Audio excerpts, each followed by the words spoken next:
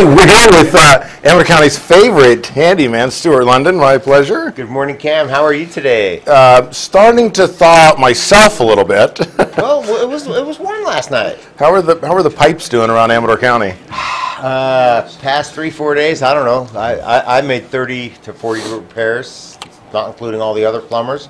So you already know what's been going on. Water has been freezing inside of copper pipes. And this is what it looks like when water freezes inside a pipe. Poor little pipes. They just couldn't take it anymore. They couldn't take it anymore. So why did this happen? Water turned to ice that expanded and said poof. And the other factor is that none of these pipes were insulated. Oh, okay. Duh. So we can talk a little bit about insulation. Here's a piece of PVC with the proper thick wall insulation around it. So there's 3/4 of an inch of material around this. Now, does insulating pipes guarantee we won't have a freeze? No. It does not, but it really improves our chances that we will not. In cold areas, you're way up country, or actually anywhere in Amador or Calaveras counties this past couple of months, sometimes I will double insulate. So I'll get a second layer of, go ahead, Cam.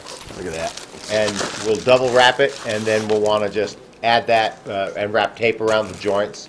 And that will usually prevent any freezing. A lot of these freezes that I've repaired have been pipes up in attics that had been prior repaired. So some of these had repairs just a couple inches away, and the prior plumber didn't bother to insulate his work. Gotcha. Okay, so insulating your pipes, and even though it looks like this cold freeze is gone, we need to take care of it now so that you don't have a problem next year. Right, we are going to freeze next year. We're going to probably have a freeze next year. Here's just another example. This particular item is a pressure reducing valve. It's a real old style. We had to cut it apart to get it out, but this unit froze at this end and was leaking. So again, the renters in this house had no water until we were able to fix that. And then on a slightly different venue, looking underneath your sink, this is what can happen to old brass pipes. Let's turn it this way. They corrode, they fall apart, and we replaced this actually last night. Basically just due to harsh chemicals. A freeze could have done this, but in this particular case, this pipe's about 35, 40 years old. It just plumb wore out. Okay. So you need to look under your sinks, you need to look for drips and different things of that nature.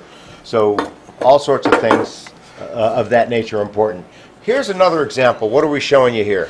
Well, if we try to bend this around at the 90-degree angle, we're going to just keep a lot of the area exposed, I would guess. Exactly. So if we're going to try to insulate a pipe, and we know that we're not normally going to insulate a drain pipe, although in some cases we would, but we want to make sure that we're able to completely close this gap. So if this is the case, we might end up cutting another piece of insulation, slipping it in, and then using black 6mm tape to get that protected. Gotcha. So, Stuart, you are a licensed and insured contractor, not just a handyman. Why is it important to have somebody come out on a house call that is licensed and insured? That's a great question, Cam. There's a lot of people out there that may not do things up to a certain standard. Okay, so if you're not doing things to code, codes are there for a reason.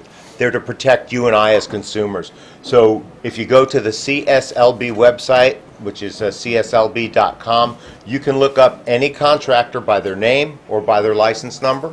You can see if in fact the contractor is insured. If they have employees, they better have workers' comp.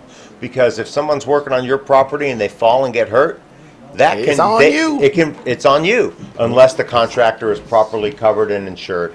So take the time to do a little due diligence, call and ask your friends, get referrals, and look for somebody who you've seen around town and had good feedback on. This looks like one of the ones that maybe the Native Americans had, is what I was kind of thinking. Did you pull this out of a teepee maybe or something? I'm not quite sure here. Okay, what do you think? No, that was not a peace pipe.